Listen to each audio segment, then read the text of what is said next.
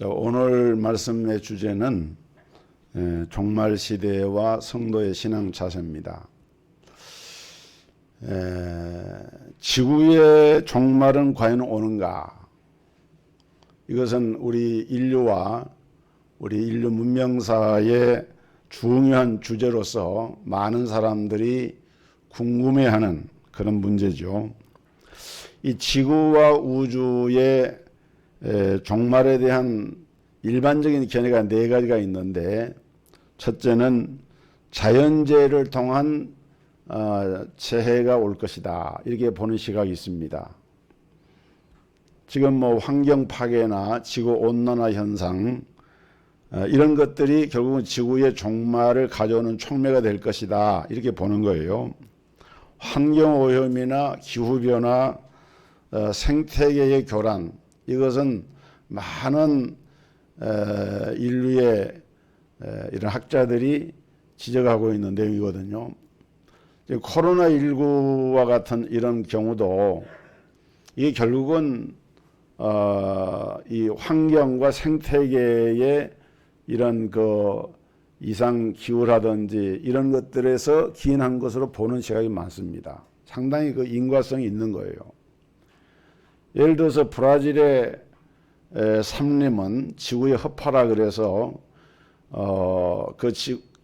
브라질의 삼림이 많은 산소를 배출해서 지구촌의 80억 인구에 그 산소를 공급하는데, 지금 난개발로 많은 벌목을 하게 되고 우리가 사용하는 휴지라든지 많은 이런 생활 필수품들이 나무에서 나오잖아. 이렇게 그것을 이제 잘라내서 이렇게 우리가 이용하다 보니까 나무가 사라진 그 땅이 비가 오면 홍수가 나고 그리고 또 산사태가 일어나고 환경 피해가 오는 거예요.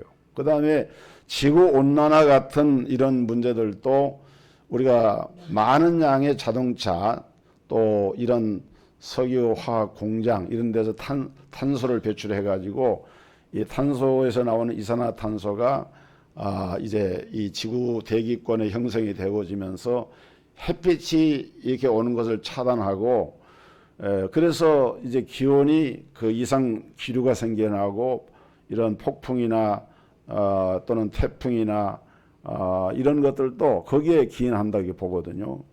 그 다음에 이런 나무나 생태계가 이렇게 훼손됨으로써 무슨 일이 벌어지느냐. 거기 동물들이 살잖아요. 그런 곳에는. 근데 동물들이 자기들이 살 자리를 잃는 거예요.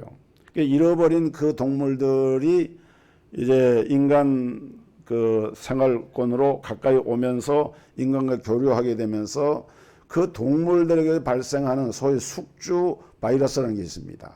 이런 것들이 우리 인류에게 이렇게 전이되거나 전염되거나, 이제 동물에게만 구간된 것도 있지만은 또 사람에게도 동일하게 이렇게 연결되는 그런 바이러스도 있거든요.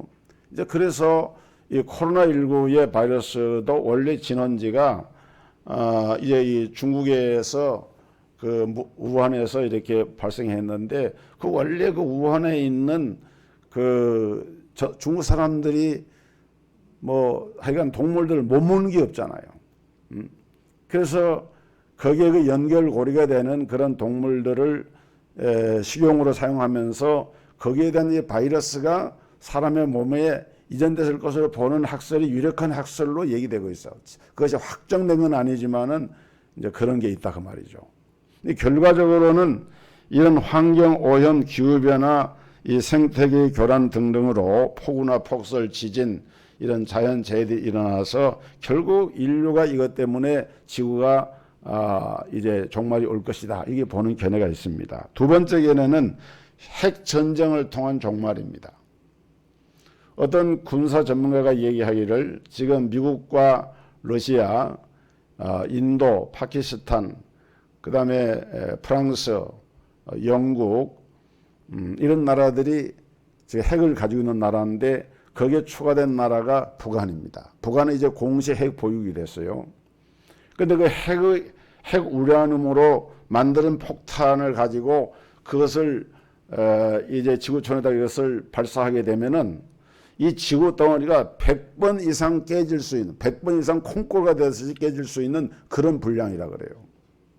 그래서 이제 미국과 러시아를 중심으로 솔트라고 하는 그 핵무기 제한 협정을 해가지고 그걸 그나마 조절을 하고 있는데 북한은 거기에 가입도 안 돼 있어요. 그러니까 어떤 형태로 그 핵을 미체광이처럼 그냥 공격을 당하면은 핵을 사용하게 될 때에 그것이 이제 더 강한 나라가 핵을 무자비로 쏘게 되고 결국 핵전쟁이 일어나게 되면 그 결과로 이 지구는 종말이 올 수밖에 없다. 이런 견해가 있다는 거죠. 그다음에 세 번째 견해는 이도저도 아니고 지구 종말이라고 하는 것은 실제적으로 없다. 기독교계 교계에서 지나치게 성경에 근거한 종말을 강조해가지고 얘기하는 것뿐이고, 그래서 기독교에 대해서 이런 종말을 얘기하는 것에 대해서 비판적 시각을 가진 일반인들이 있고요. 또 그런가 하면은 우리 기독교의 신학 자체가 종말을 믿지 않는 신학이 있어요. 여러분들이 천년왕국을 많이 들어보셨죠? 천년왕국과 관계해가지고 예수님의 재림이 천년왕국 전에 있느냐 후에 있느냐를 따라서 역사적 천년기 전 재림설, 역사적 천년기 후 재림설, 그걸 전천년설, 후천년설이라고 그래요. 여러분들 그 내용을 깊이 알 필요는 없지만은 어쨌든 그것은 정통적인 신학에서 얘기하는 거거든요. 그런데 그 중에 하나가 또 한 가지 천년설이 있는데 무천년설이 있습니다. 천년왕국이라 하는 문자적인 천년왕국은 없다. 천년왕국이 없기 때문에 역사의 종말도 없다는 거예요. 지구의 이런 모든 환경들은 주님 오실 때까지 그대로 이어져 간다라고 보는 견해입니다. 그러니까 지구의 종말을 믿지 않는 것이죠. 이것은 신학자들이, 그것도 정통 개혁주의 신학자들 가운데도 이런 신학 사상을 가진 사람이 있다 이 말이죠. 그러나 네 번째 견해는 주님의 재림을 통한 종말을 믿는 성경적인 견해가 있는데, 이것은 성경에 기록된 종말에 대해서 말씀한 것을 그대로 믿는 것입니다. 그래서 이것은 지구의 종말이 자연재해나 행성 충돌이나 핵전쟁이나 이런 것이 아니라 역사의 주관자가 되시는 하나님, 우주와 지구를 창조하신 하나님께서 죄로 물든 세상을 없애시고 새로운 세상을 여는 그런 종말의 때가 온다라고 말하고 있는 것이 성경이 말하고 있는 종말 사관이에요. 우리가 노아 홍수 사건이나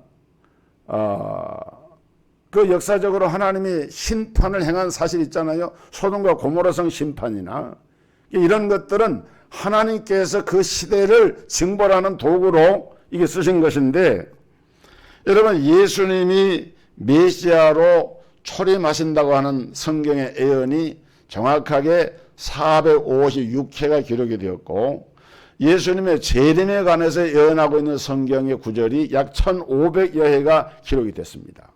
예수님의 초림은 그 예언한 그대로 예수님이 오셨거든요. 그 예수님의 재림은 지구의 종말과 밀접하게 관계가 된 것인데, 예수님의 초림 그 언약이 성취된 것을 볼 때 예수님의 재림 언약도 반드시 성취될 수밖에 없다. 왜? 하나님은 인생이 아니시고 회전하는 그림자도 없으시고 시건하지 아니하시고 거짓말하지 아니하시는 하나님, 하나님은 그 말씀대로 언약을 성취하시는 하나님이 되시기 때문에 반드시 그 예언한 그대로 말씀대로 주님이 재림하시는 것을 우리가 믿는 것이죠. 주님이 다시 오시는 그날은 양면성이 있는데, 우리 믿는 성도들에게 이날은 우리의 복스러운 소망이 이루어지는 날입니다. 정말 고대하던 주님이 오시는 그런 날이죠. 반면에 불신자들에게는 두려움과 심판의 날이 됩니다. 여러분, 지구 종말이 올 때 악한 자들에게는 그날이 어떤 종말이 됩니까? 성경은 이 날에 대해서 분명하게 말씀을 했습니다. 계시록 20장 13절 이하에 보면 각 사람이 자기 행위대로 심판을 받고 사망과 음부도 불못에 던지우리니 이것이 둘째 사망 곧 불못이라. 누구든지 생명책에 기록되지 못한 자는 불못에 던지오더라. 이렇게 말씀하고 있어요. 또 베드로전서 3장 16절을 보면 그러나 주의 날이 도적같이 오리니 그 날에는 하늘이 큰 소리로 떠나가고 체질이 뜨거운 불에 풀어지고 땅과 그 중에 있는 모든 일이 드러나리로다.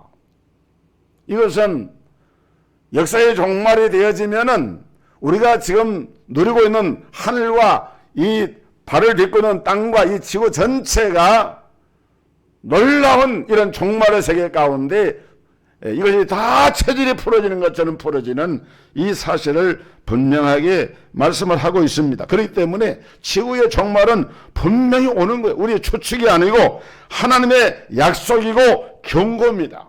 그럼 우리가 어떻게 이 지구의 종말을 준비해야 되는가? 신약 성경 가운데서 바울 서신 가운데서 데살로니가 전서는 특별히 주님의 이 역사의 종말과 주님의 재림을 예언한 그런 성경으로 유명합니다.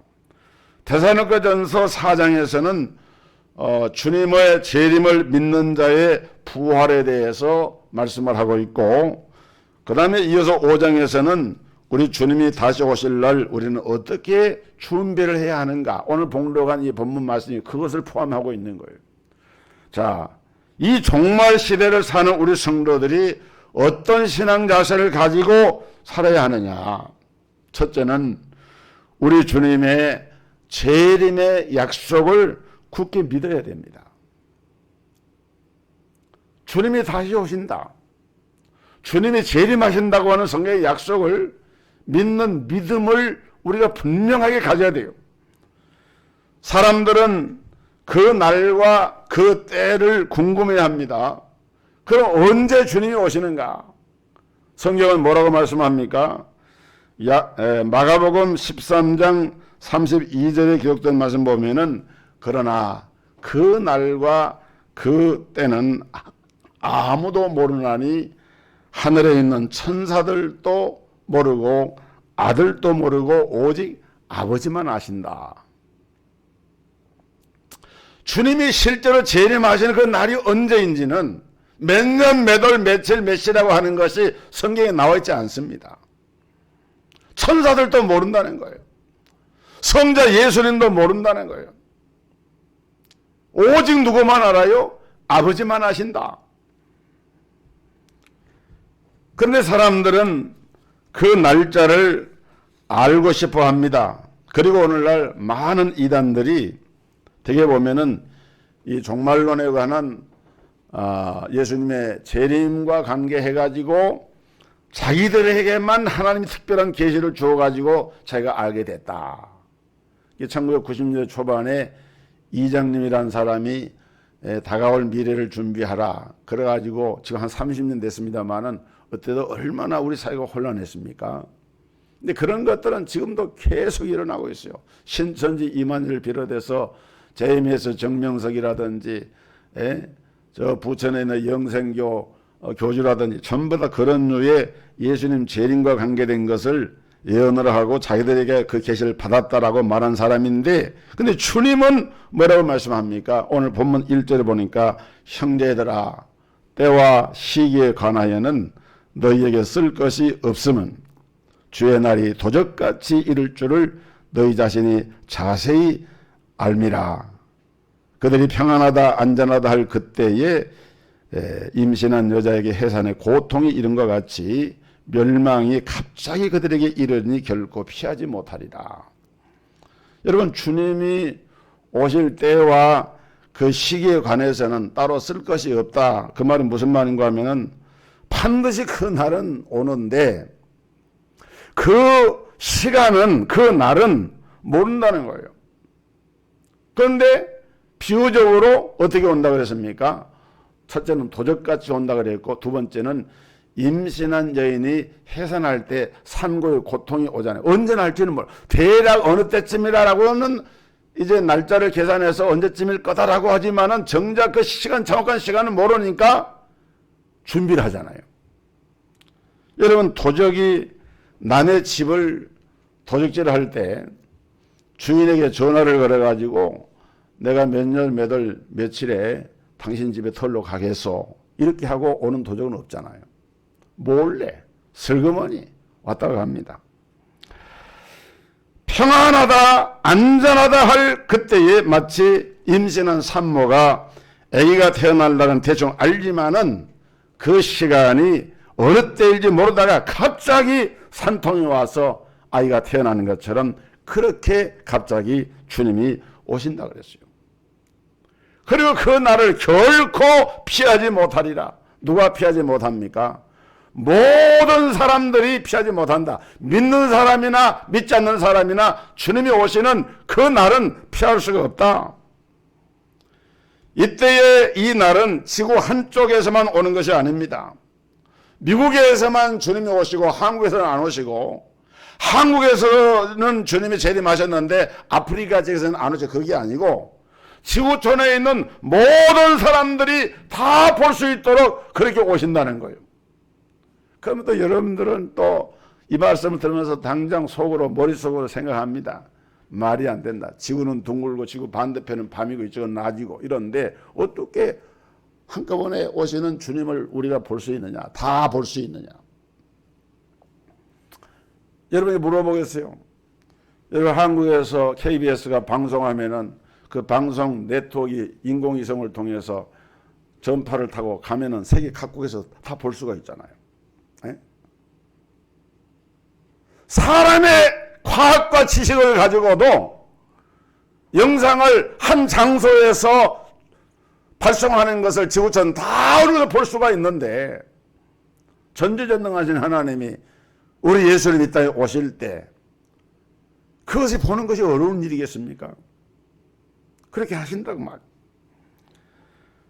마가복음 13장 26절에 그때 인자가 구름을 타고 큰 영광으로 오는 것을 사람들이 보리라. 또 그때에 그가 천사들을 보내어 자기가 택하신 자들을 땅 이 끝으로부터 하늘 저 끝까지 사방에서 모으리라. 하나님이 어떤 방식으로 그것을 보여준지 알 수 없지만은 그때 천군 천사들이 동원이 돼가지고 하나님이 택한 자들을 땅 저쪽 끝에서 땅 이쪽 끝까지 불러 모은다고 이렇게 말씀을 하고 있어요. 그리고 데살로니가서에 말한 말씀처럼 천사들의 호령과 나팔로 우리 예수님이 공중에 임하실 때 그리스도 안에서 잠자던 자들이 무덤에서 다 일어나서 먼저 하늘로 들림을 받고 우리 살아남은 자들도 공중으로 이끌림을 받아 공중에서 주를 영접한다는 말씀을 통해서 그 날의 주님 재림의 상황을 분명하게 설명을 하고 있어요. 여러분 재림 신앙으로 무장하시기를 주의 이름으로 축복합니다. 다시 한번 축복합니다. 재림 신앙으로 무장하기를 주의 이름으로 축복합니다. 이거 재림을 저희는 믿지 못하면은 그 신앙은 헛거예요. 성경에 명백하게 재림에 대해서 말씀을 하고 있는데 정말 그런 일이 일어날까?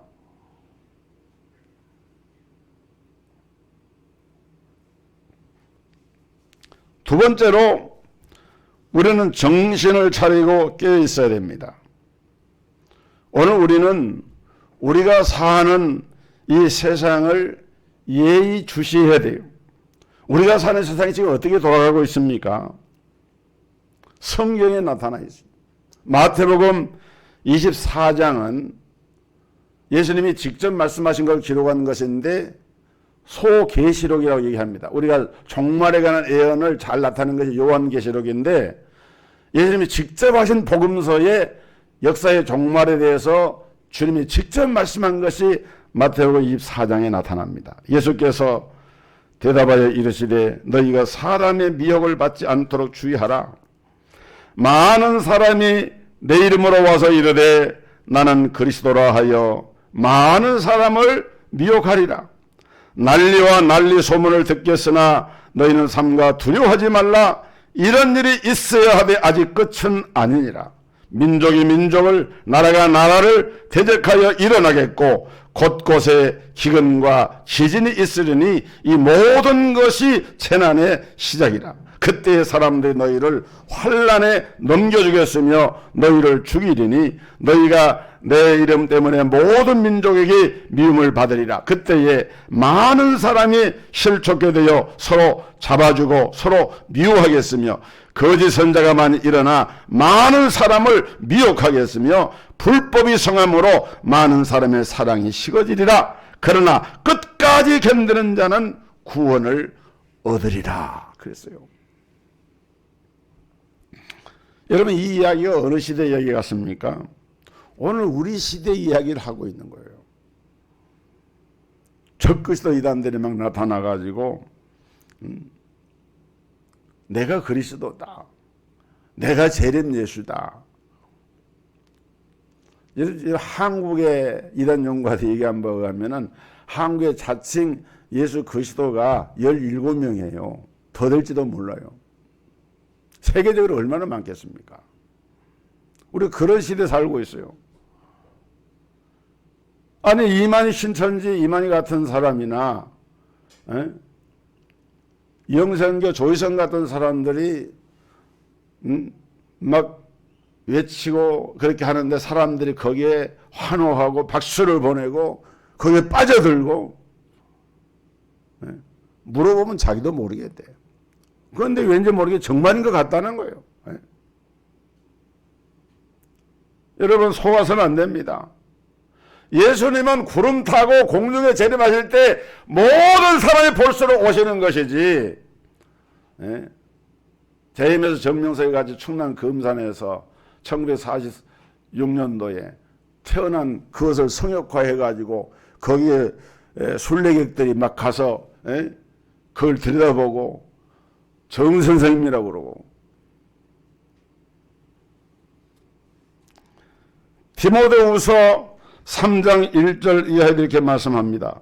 너는 이것을 알라. 말세 고통하는 때가 이르러 사람들이 자기를 사랑하며 돈을 사랑하며 자랑하며 교만하며 비방하며 부모를 거역하며 감사치 아니하며 거룩하지 아니하며 무정하며 원통함을 풀지 아니하며 모함하며 절제하지 못하며 사나우며 선한 것을 좋아하지 아니하며 배신하며 조급하며 자만하며 쾌락 사랑하기를 하나님 사랑하는 것보다 더하며 경건의 모양은 있으나 경건의 능력은 부인하는 자니 이 같은 자들에게서 네가 돌아서라. 아마 사도 바울이 디모데에게 이 말씀으로 교훈할 때 어느 시대나 죄악은 있으니까 어느 징조는 있었겠죠. 그러나 이 말씀이 오늘 우리 시대에 가장 접하게 들리는 이유는 우리가 살고 있는 오늘의 이 시대 이야기, 이렇게 무섭게 돌아가는 세상을 보면서도 아직 주님 오실 때가 안 되었다라고 방심한다면 그 사람은 시대적인 감각이 없는 사람이고 하나님의 경고의 메시지에 귀를 기울이지 못하는 사람입니다. 그래서 오늘 이 말씀으로 우리에게 경고합니다. 정신을 차려라, 깨어라. 그래서 깨어라, 잠자지 말아라, 깨어 있어라. 여러분, 서울서 부산 가는 열차를 타고 서울역에서 열차를 타면은 중간에 졸리면은 잠을 자기도 하고 합니다. 그런데 자기가 내려야 할 자리가 한 대구에서 내린다 그러면은 대구역에 도착하기 전에 긴장을 합니다. 안 그러면 KTX 역사 그냥 막 가버리거든요. 그러니까 벌써 여기 가까우면 내릴 준비를 하면서 준비를 해요. 그리고 열차가 딱 서면 내려야 됩니다. 거기서. 비행기 타도 마찬가지예요. 비행기를 타서 공항에 내리면은 이제 공항에서 내릴 준비를 안내 방송하잖아요. 다 내리려고 준비하는데 짐도 끌어내리고 준비를 하는데 자기 먼저서 가만히 있으면 어떻게 되겠어요? 영적으로 볼 때 미적거리고 있는 오늘 이 시대, 이 마지막 시대를 살고 있는 우리에게도 지금 이렇게 정신을 차리고 깨어 있어야 되는데, 이 정신을 차린다라고 하는 이 말, 영어로 sober라고 하는 말은 술을 끊다 또는 술이 깨다 라고 하는 뜻을 가진 단어입니다. 이 정신을 차린다고 하는 말은 술 취하지 않는 맨정신의 상태를 말하는 거예요. 여러분, 술이 취하면 사람이 어떻게 됩니까? 해롱해롱 해가지고 정신이 막지 않기 때문에 분간을 못하고 거리 감각이나 시간 감각을 잊어버리잖아요. 그게 술 취한 사람의 특징입니다. 그래서 소버, 술 취하는 것처럼 그렇게 술 취하지 말고 깨어있어라. 정신을 좀 차려라. 지금 이 시대가 그렇게 안일한 시대가 아니다. 오늘 본문 6절에도 보면 그러므로 다른 이들과 같이 자지 말고 오직 깨어 근신할지라. 자는 자들은 밤에 자고 취하는 자들은 밤에 취하되 우리는 낮에 속하였으니 근신하여 믿음과 사랑의 흉배를 붙이고 구원의 소망의 투구를 쓰자. 다른 이들과 같이, 여기 다른 이들은 누굽니까? 믿지 않는 사람들입니다. 믿지 않는 사람들은 뭐 종말이나 주님 재림이나 하나님 심판이나 그런 걸 모르기 때문에, 믿지 않기 때문에, 받아들이지 않기 때문에 살다가 그냥 그대로 맞는 거예요. 그러나 여기 보면은 다른 이들은 그런다 할지라도 세상의 수에 취해서 잠들어 있는 것처럼 우리 믿는 우리는 어디에 속해 있냐면은 낮에 속한 자들이기 때문에, 그래서 정신을 차리고 믿음과 사랑의 호심경, 흉배를 붙이고 구원의 소망의 투구를 쓰고 준비하자는 거예요. 여러분, 코로나19가 지속되고 있습니다만은 오늘 우리 시대에 우리가 예수 믿는 우리 신앙을 다시 한번 자기 스스로 점검해 볼 수 있는 좋은 기회라고 생각합니다. 예수를 믿어도 지나치게 부담스럽게 믿기를 싫어합니다. 그래서 교회 봉사하는 자원자가 갈수록 줄어듭니다. 예배 시간이 갈수록 짧아집니다. 예배 모임의 횟수가 갈수록 줄어듭니다. 그리고 그런 것들을 조금 더 부담이 없이 받아들이는 그런 시대가 되어가고 있어요. 성경은 모이기를 피하려 하는 어떤 습관과 같이 하지 말고 그 날이 가까움을 바라볼수록 더욱더 모이기를 힘쓰는 자들이 되라. 그런데 모임도 싫어합니다. 봉사 헌신을 기피합니다. 그저 부담 없이 일만 참석하고 돌아가기를 좋아하는 거예요. 신앙생활을 하나의 여가생활 하는 것처럼 생각하는 그런 경향으로 시대가 흘러가고 있어요. 여러분, 신앙생활은 취미생활이나 여가생활이 아니라 생명이 걸려있는 영적 생활이고 우리 인생의 삶의 근본의 문제를 우리가 붙잡고 있는 중요한 문제예요. 그런데 그렇게 절박하게 믿는 사람이 없어요. 직장을 위해서는, 자신의 돈벌이를 위해서는 죽어라 뛰는데 주님을 위해서는 그저 적당히, 그렇게 정말 주님을 믿는 사람이라 하면 주님이 다시 오실 말세가 가까이 임박했다라고 하는 것을 믿는다고 하면은 우리가 깨어있어야 한다는 거예요. 그 다음에 세 번째로 우리는 힘써 복음을 전파해야 됩니다. 천국 복음이 모든 민족에 전파되는 그때 주님이 다시 오신다 그랬거든요. 마태복음 24장 14절, 이 천국 복음이 모든 민족에게 증거되기 위하여 온 세상에 전파되리니 그제야 끝이 오리라. 세계 2, 3, 7 나라 5천 미전도 종족.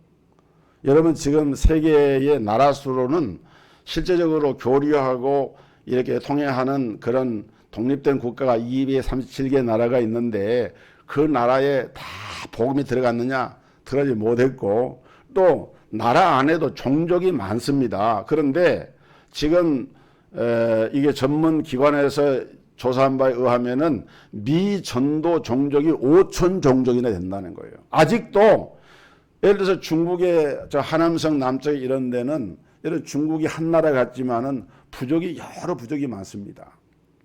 복음을 전혀 받지 못한 그런 부족. 그 단위가 뭐 10,000명, 5,000명 단위도 있고 몇백 명 단위도 있어요. 근데 그런 사람들에게 아직도 복음이 전파되지 못했어요. 우리 하나님은 명령하십니다. 너희는 가서 모든 민족으로 제자를 삼아라.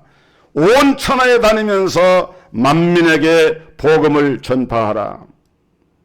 근데 중요한 것은 이 모든 민족에게, 만민에게 복음이 전파되어야 그때 주님이 다시 오신다 그랬거든요. 지금은 그 전초 단계예요. 특히 우리 주님은 영혼 구원을 기뻐하시는데, 그리고 그 영혼 구원을 위해서 자기가 할 수 있는 일을, 직접 가서 선교사로서 복음을 전할 수도 있고, 기도로 후원할 수도 있고, 작은 물질이란 물질을 들여서 선교 헌금을 드릴 수도 있고, 형태는 다르지만은 지금 이 마지막 시대, 종말 시대를 살아가는 교회와 성도의 지상 과제가 뭐냐? 선교, 복음 전도, 선교, 복음 전도. 이것을 우리 머릿속에, 마음속에다 각인하고 체질화하고 뿌리를 내지 않으면 안 돼요. 이것에 대한 거룩한 부담감을 우리가 가져야 돼요. 왜? 이거 주님의 명령이기 때문에.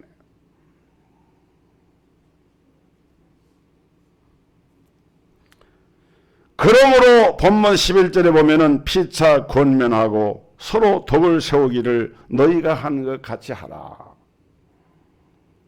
피차 권면하고 덕을 세우라 그러니까 무슨 덕담하고 좋은 말 하는 말로 여러분 생각할 수 있는데, 이 말씀은 문맥의 흐름상 그게 아닙니다.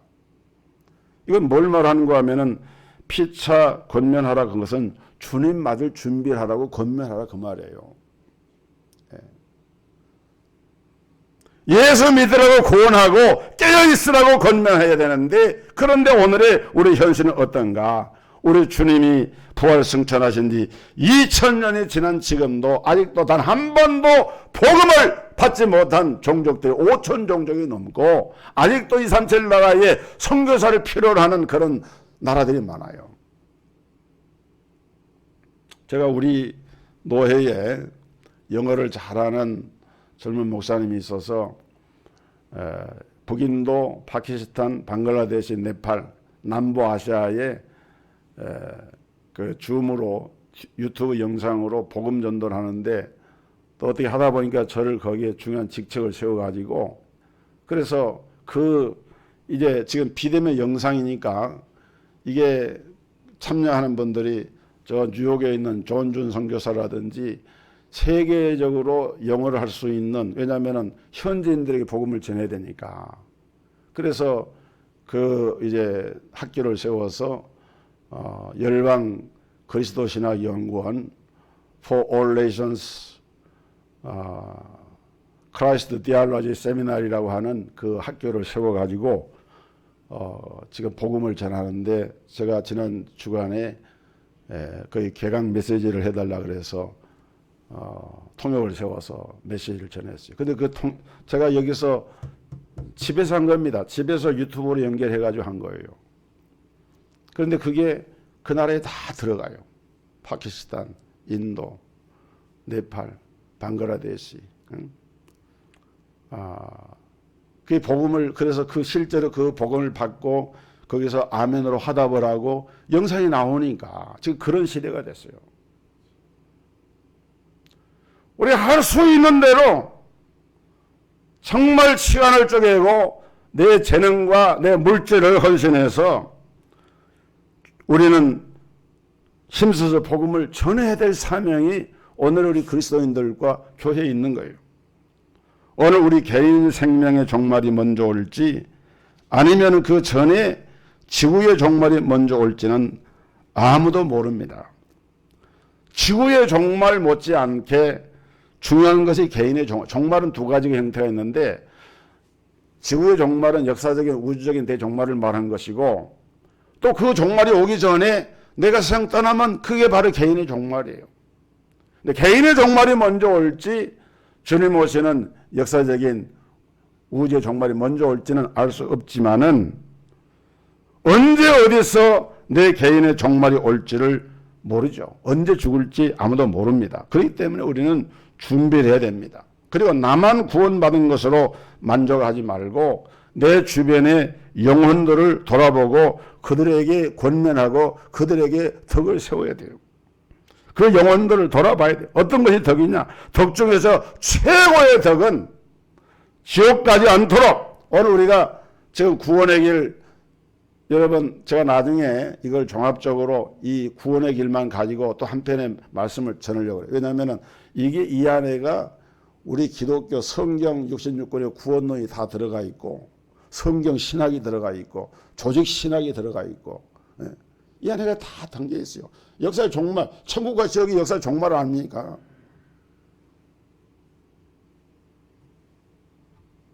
최고의 덕은 사람의 영혼이 지옥 가지 않게 천국 가도 돕는 것이 최고의 덕이다. 피차 권면하여 서로 덕을 세우기를 힘쓰라. 그 덕이 뭐냐? 복음 증거예요. 여러분 가족 가운데서도 갑자기 세상을 떠난 분이 계시잖아요.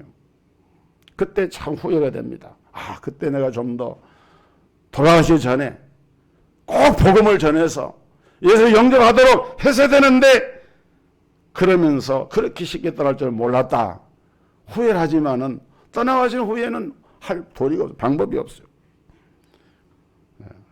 여러분 말씀을 맺습니다. 분명히 종말이 옵니다. 지구 종말도 오고 내 종말도 오는데 어느 것이 먼저 올지 알 수 없지만은, 그러나 어느 것이 먼저 오든지 별 차이가 없어요. 문제는 그 종말이 개인의 종말이나 지구의 종말이나 언제 올지는 모르지만은 도적같이 온다는 것이고, 여러 정황으로 볼 때 지금 우리가 살고 있는 그 시대는 바로 주님이 경고한 그 시대를 우리가 지금 살고 있다는 것은 분명한 사실이라는 거예요.